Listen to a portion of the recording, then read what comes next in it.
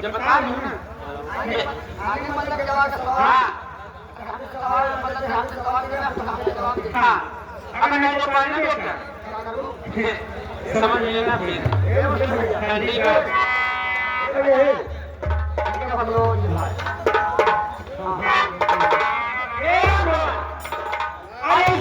फूल खेलने नहीं दूंगी इस चमन में फूल खेलने नहीं दूंगी अपना दिल तुम्हारे दिल से मिलने नहीं दूंगी अरे राम भगवान का जान के नीचे का मिलने नहीं दूंगी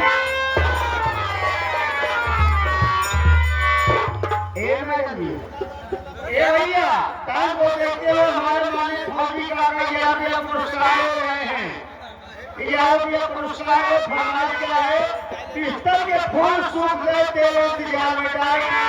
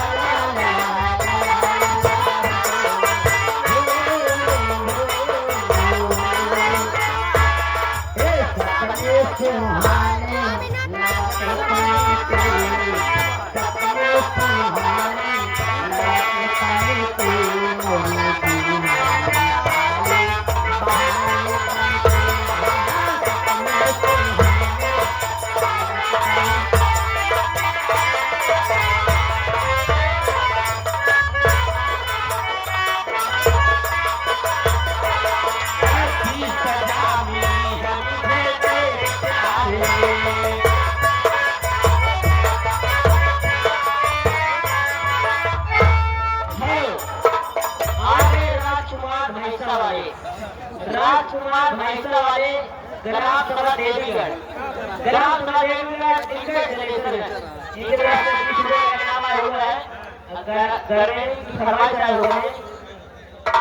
कहा जाएगा जीवन में जमा नहीं। धन्यवाद। दीपक ट्रैक्टर वाले हमारे माननीय प्रधान जी पुरस्कार में पार्टी हमारे स्वागत करते हुए तो धन्यवाद।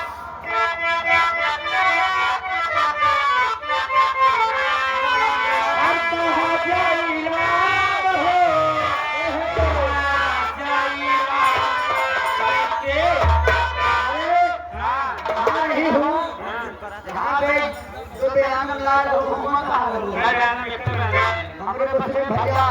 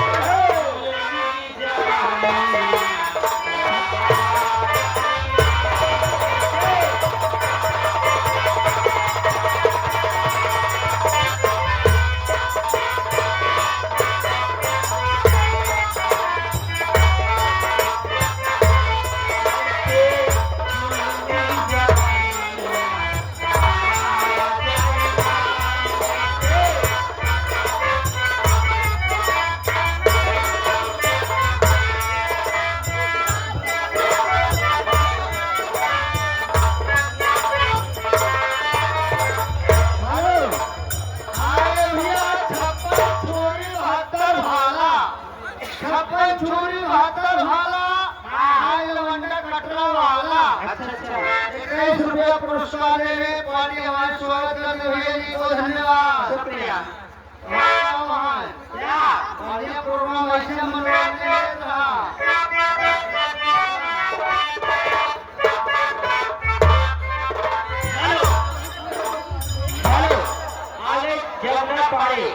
जमुना पाड़े के पुराने ड्राइवर पप्पू ड्राइवर पुरवाड़ा की निवासी 11 रुपये इनाम पार्टी से धन्यवाद।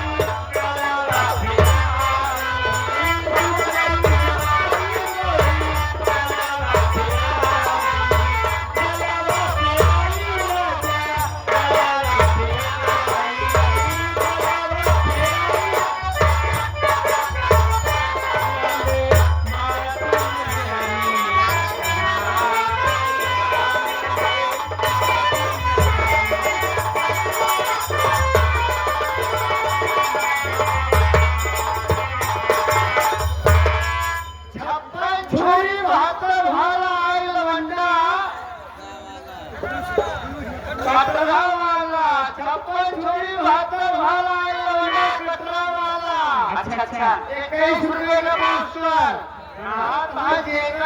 हम नहीं जाते हैं कहीं कहीं